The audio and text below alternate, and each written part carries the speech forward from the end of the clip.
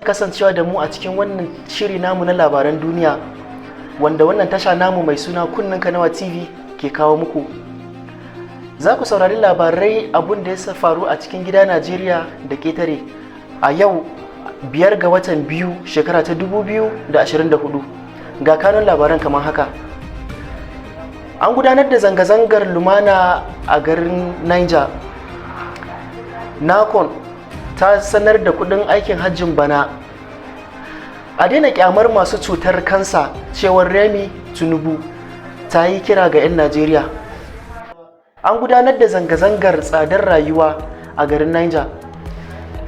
'Yan sanda sun harba bindiga sama domin tarwatsa ɗaruruwan masu zanga-zanga a babban titin Mina da ke jihar Neja. Jaridan Daily Trust ta rawaito cewa tun da misalin karfe 7 na safiyar ranar Litinin, wasu gungun mata suka zo babban hanyar Mina zuwa Bidda, a inda suka tara tituka domin hana ababen hawa wucewa, a inda suke yin zanga-zangan haihawan kayan masarufi. Zanga-zangar ta samo asali ne a yayin da suka fahimci cewa a kasuwar Singa da ke Kano ana sai da buhun sukari mai nauyin kilogram 50 akan farashi naira 77,000 a maimakon farashin da aka saba da shi naira 62,000.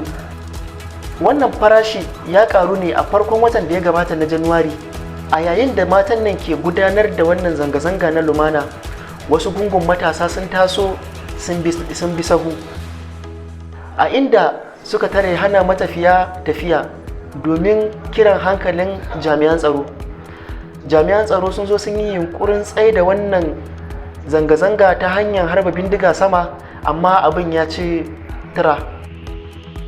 Cewar wasu daga cikin masu yin zanga-zangan, ya kamata gwamnatin tarayya ta ɗauki matakin da ya kamata akan wannan hauhawa na farashi da kuma wahalhalun da talakawan Najeriya ke fuskanta da barazana na rashin tsaro da ke faruwa a arewacin Najeriya.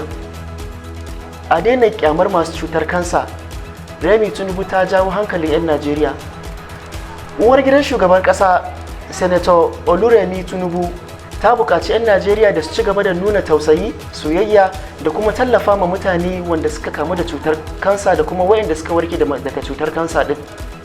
Mrs. Tinubu ta ba da wannan saƙo nata ne a jiya Lahadi, wanda ya kasancewan shi rana ce ta tunawa da masu cutar daji, ma'ana kansa ta duniya.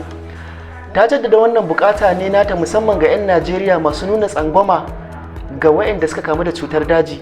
Ta ce a daure a ci gaba da tallafa musu da kuma nuna tausayi a gare su. Nakon ta sanar da kudin aikin hajjin bana. Hukumar alhazai ta ƙasa, wato Nakon, ta sanar da cikakken kudin aikin hajjin bana, wato shekarar mu ta 2024. A baya, hukumar ta bayyana cewa maniyyata su fara ajiye naira miliyan 4,500,000. Daga bisani kuma ta fito da cikakken sanarwa bayan duk wani nazari da ta yi a wannan shekara. Ta ce cikakken kudin aikin hajjin bana wanda 'yan kudancin Najeriya za su biya shine naira miliyan 4,899, a inda maniyyatan arewacin Najeriya za su biya naira miliyan 4,699. Wannan jawabi ya fito ne daga mataimakiyar darakta na wannan hukuma, wato mataimakiyar daraktan yada labarai na hukumar Nakon, mai suna Fatima Sanda Usara, a inda maniyyata daga jihar Yola, Adamawa, Maiduguri, Borno za su biya naira miliyan 4,679.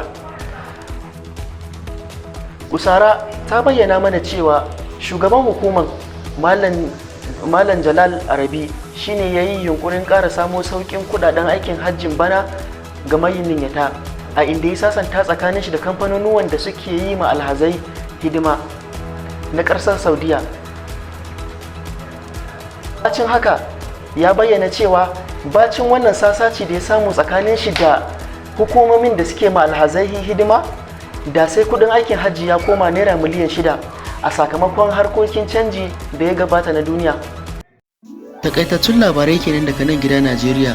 Ku ci gaba da kasancewa da mu a cikin wannan tasha namu mai suna Kunnen Kanawa TV domin ci gaba da sauraron labarai. Ku danna mana subscribe idan wannan ne zuwanku na farko, sannan ku yi liking, ku yi comment. Mun gode.